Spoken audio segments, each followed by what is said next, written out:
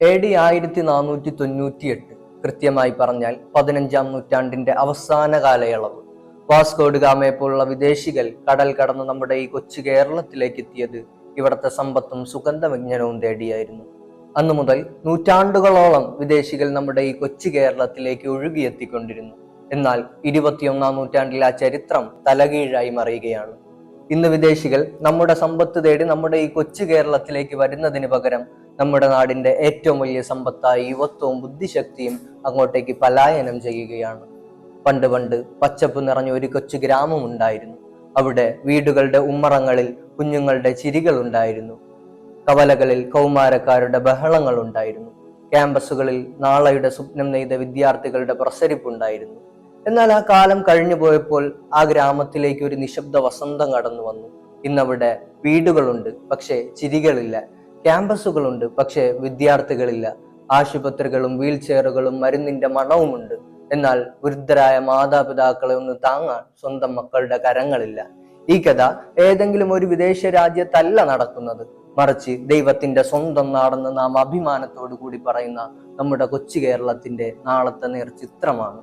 എവിടെ പോയാലും ഒരു മലയാളി കാണുമെന്ന് നാം അഭിമാനത്തോടു കൂടി പറഞ്ഞു നടന്ന ആ പഴയ തമാശ ഇന്ന് നമ്മുടെ നെഞ്ചു പൊള്ളിക്കുന്ന വലിയൊരു യാഥാർത്ഥ്യമായി മാറിക്കൊണ്ടിരിക്കുകയാണ്.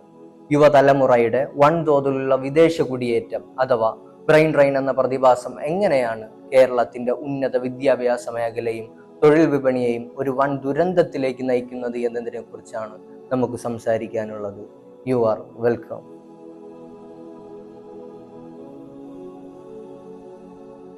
ഈ കുടിയേറ്റം കേവലം യാത്രകൾ മാത്രമല്ല, മറിച്ച് കേരളത്തിന്റെ ജീവനും രക്തവും ബുദ്ധിയും അതിർത്തികൾ കടന്ന് മറ്റെവിടെയോ വേരുറപ്പിക്കുന്ന ഒരു നിശബ്ദ വിപ്ലവമാണ്. ഇന്ന് ലോകത്ത്, പ്രത്യേകിച്ച് കേരളത്തിൽ തന്നെ ഏറ്റവും വേഗത്തിൽ വളരുന്ന വ്യവസായങ്ങളിൽ ഒന്നാണ് വിദേശ പഠനം. സത്യം പറഞ്ഞാൽ വിവിധ പഠന റിപ്പോർട്ടുകൾ എടുത്ത് പരിശോധിച്ച് നോക്കുകയാണെങ്കിൽ കേരളത്തിൽ നിന്നും പ്രതിവർഷം വിദേശ പഠനത്തിനായി പോകുന്ന വിദ്യാർത്ഥികളിൽ 40% വർധനവാണ് രേഖപ്പെടുത്തുന്നത്. അതായത് മുൻ വർഷങ്ങളിൽ 10,000 വിദ്യാർത്ഥികളാണ് വിദേശത്തേക്ക് പോയിരുന്നതെങ്കിൽ ഇന്നത് ലക്ഷങ്ങളിലേക്ക് എത്തി നിൽക്കുകയാണ്. ഇന്ന് നമ്മുടെ കേരളത്തിലെ ആർട്സ് ആൻഡ് സയൻസ് കോളേജുകളിലും പ്രമുഖ സർവകലാശാലകളിലും ബിരുദാനന്തര ബിരുദ കോഴ്സുകളിൽ പോലും 30 മുതൽ 50% വരെ സീറ്റുകളാണ് വിദ്യാർത്ഥികളില്ലാതെ ശൂന്യമായി കിടക്കുന്നത്. ഇങ്ങനെ വിദേശത്തേക്ക് പോകുന്ന ഈ യുവത്വത്തിന്റെ 90% പേരും തിരഞ്ഞെടുക്കുന്നത് UK, Canada, Australia, German, America തുടങ്ങിയ രാജ്യങ്ങളാണ്. എന്തുകൊണ്ടാണ് ഈ വൻതോതിലുള്ള കുടിയേറ്റം, പലായനമെന്ന് നാം നോക്കുകയാണെങ്കിൽ അതിന്റെ പ്രധാന കാരണം നമ്മുടെ ഉന്നത വിദ്യാഭ്യാസ മേഖല ഇന്നും കാലാഹരപ്പെട്ട സിലബസുകളുടെ തടവറയിലാണ് എന്നത് തന്നെയാണ് സത്യം. അതോടൊപ്പം പരീക്ഷകളുടെയും പല പ്രഖ്യാപനത്തിലെയും കാലതാമസം, അതോടൊപ്പം ലക്ഷങ്ങൾ മുടക്കി പഠിച്ചിറങ്ങിയാലും യോഗ്യതയ്ക്കനുസരിച്ചുള്ള മാന്യമായ തൊഴിലോ വേതനമോ ലഭിക്കുന്നില്ല എന്നത് തന്നെയാണ് ഈ കുടിയേറ്റത്തിന്റെ പ്രധാന കാരണങ്ങളായി സൂചിപ്പിക്കുന്നത്. സ്വന്തം നാട്ടിൽ ഒരു ചെറിയ ജോലി ചെയ്യാൻ മടിക്കുന്ന മലയാളി ബിരുദധാരി അങ്ങ് കാനഡയിലെയും യൂറോപ്പിലെയും സൂപ്പർ മാർക്കറ്റുകളിൽ കഠിനാധ്വാനം ചെയ്യാൻ തയ്യാറാകുന്നത് ഇവിടുത്തെ തൊഴിൽ സംസ്കാരത്തിന്റെ പരാജയം തന്നെയാണ് ചൂണ്ടിക്കാട്ടുന്നത്. ഇന്ന് വിദേശ പഠനത്തിനായി പോകുന്ന ഒരു വിദ്യാർത്ഥിക്ക് തന്റെ ട്യൂഷൻ ഫീസും ലിവിംഗ് കോസ്റ്റും ഉൾപ്പെടെ കുറഞ്ഞത് 15 ലക്ഷം മുതൽ 30 ലക്ഷം വരെയാണ് വില വരുന്നത്. കേരളത്തിലെ ബാങ്കിംഗ് മേഖലകളുടെ കണക്കുകൾ എടുത്ത് പരിശോധിച്ച് നോക്കുകയാണെങ്കിൽ നമ്മുടെ സംസ്ഥാനത്തെ ബാങ്കുകൾ വിതരണം ചെയ്യുന്ന എഡ്യൂക്കേഷൻ ലോണുകളിൽ 60% തുകയും ഇന്ന് വിനിയോഗിക്കപ്പെടുന്നത് വിദേശ പഠനത്തിനായാണ്. അതായത് നമ്മുടെ മാതാപിതാക്കൾ എടുത്തുകൂട്ടുന്ന കോടിക്കണക്കിന് രൂപയുടെ കടങ്ങൾ വിദേശ സർവകലാശാലകളെയും വിദേശ സമ്പദ് വ്യവസ്ഥയും സമ്പന്നമാക്കാൻ മാത്രമാണ് ഉപയോഗപ്പെടുന്നത്. ഇങ്ങനെ വിദേശത്തേക്ക് പോകുന്ന വിദ്യാർത്ഥികളിൽ 90% പേരും അവിടെ തന്നെ സ്ഥിരതാമസമാക്കാൻ ശ്രമിക്കുന്നവരാണ്. ഇങ്ങനെ സംഭവിക്കുമ്പോൾ അവർ നാടുകളിലേക്ക് പണം അയക്കുന്നില്ലെന്ന് മാത്രമല്ല, നാട്ടിലുള്ള മാതാപിതാക്കൾ തങ്ങളുടെ ആയുഷ്കാല സമ്പാദ്യമായ വീടും പുരയിടങ്ങളും കുറഞ്ഞ തുകയ്ക്ക് വിറ്റ് ഈ പണവും കൂടി അങ്ങോട്ടേക്ക് കയറ്റി അയക്കുകയാണ്. ഇന്ത്യയിലെ ഏറ്റവും കൂടുതൽ ഏജിംഗ് പോപ്പുലേഷൻ ഉള്ള സംസ്ഥാനമായി നമ്മുടെ കേരളം മാറിക്കൊണ്ടിരിക്കുകയാണ്. കേരളത്തിലെ ജനസംഖ്യയിൽ 16% പേരും ഇന്ന് 60 വയസ്സിന് മുകളിൽ പ്രായമുള്ള മുതിർന്ന പൗരന്മാരാണ്. ഈ നിരക്ക് വരും വർഷങ്ങളിൽ 20% ഉയരുമെന്നാണ് കണക്കുകൾ സൂചിപ്പിക്കുന്നത്. ഒരു വശത്ത് വയോജനങ്ങളുടെ എണ്ണം വർദ്ധിക്കുന്നു, മറുവശത്ത് അവരെ സംരക്ഷിക്കേണ്ട യുവത്വം കൂട്ടത്തോടെ പലായനം ചെയ്യുന്നു.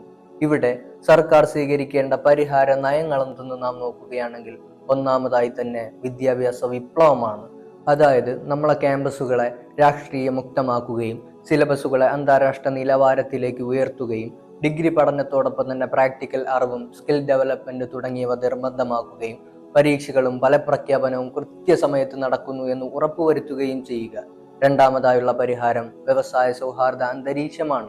പുതിയ തൊഴിലവസരങ്ങൾ സൃഷ്ടിക്കുന്ന IT ബയോടെക്നോളജി, അതോടൊപ്പം തന്നെ ആർട്ടിഫിഷ്യൽ ഇന്റലിജൻസ്, അതോടൊപ്പം സ്റ്റാർട്ടപ്പ് തുടങ്ങിയ മേഖലകളിൽ വൻ നിക്ഷേപം കൊണ്ടുവരികയും ചെയ്യുക. മൂന്നാമതായുള്ള പരിഹാരം മെച്ചപ്പെട്ട വേതനവും അന്തസ്സുമാണ്. അതായത് വിദ്യാസമ്പന്നരായ യുവാക്കൾക്ക് അവരുടെ യോഗ്യതയ്ക്കനുസരിച്ച് മാന്യമായി ഇവിടെ ജീവിക്കാനുള്ള സമ്പത്തും സുരക്ഷിതത്വവും ഉറപ്പുവരുത്തുക. അതോടൊപ്പം തന്നെ പഠനത്തോടൊപ്പം ജോലി ചെയ്യാനുള്ള NYU ലേൺ എന്ന പദ്ധതികൾ വിപുലീകരിക്കുകയും എല്ലാ ജോലികൾക്കും സാമൂഹികമായ അന്തസ്സുണ്ടെന്ന് ജനങ്ങളെ ബോധ്യപ്പെടുത്തുകയും ചെയ്യുക. മികച്ച ഭാവി ലക്ഷ്യം വെച്ച് വിദേശത്തേക്ക് പോകുന്ന വിദ്യാർത്ഥികളെ ഒരിക്കലും നമുക്ക് പൂർണ്ണമായി തടയാനാകില്ല. സ്വന്തം നാട്ടിൽ ജീവിക്കാൻ അവസരമില്ലാത്തത് കൊണ്ട് മറ്റെവിടെയോ ഓടിപ്പോകുന്ന ഈ ദയനീയ അവസ്ഥ നമുക്ക് മതിയായേ തീരും. കേരളത്തിന്റെ മണ്ണ് പ്രതിഭകളുടെ മണ്ണാണ്. കുഞ്ചനും തുഞ്ചനും ഒടുവിൽ EMSഉം അയ്യങ്കാളിയും ഉഴുതുമറിച്ച ഈ സാംസ്കാരിക ഭൂമി നാളെ ഒരു ശവപ്പറമ്പായി മാറാൻ പാടില്ല. വിമാനത്താവളങ്ങളിൽ മക്കളെ കണ്ണീരോടെ യാത്ര അയക്കുന്ന മാതാപിതാക്കളുടെ നാടല്ല നമുക്ക് വേണ്ടത്.